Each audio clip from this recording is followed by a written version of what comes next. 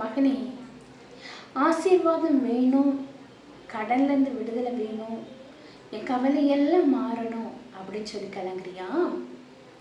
உன் கவலையை நீக்கி உன் கடன் பாரத்தை போக்கி கண்டிப்பாக உனக்கு ஒரு பெரிய விடுதலையை தரப்போகிறேன்.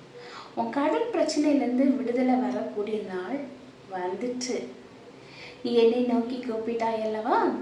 உன்னுடைய வாழ்க்கையில் இருக்கிற கடன் பிரச்சனை மாற வேண்டும், உன் கண்ணீர் போக வேண்டும் என்று என்னை நோக்கி கூப்பிட்டாய் அல்லவா?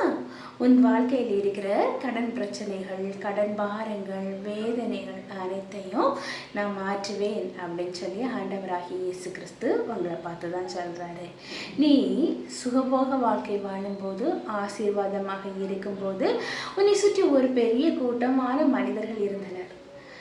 ஆனால் இன்னைக்கு நீ கஷ்டப்படும் போது யாருமே இல்லை அப்படின்னு சொல்லி கலங்குறாயா?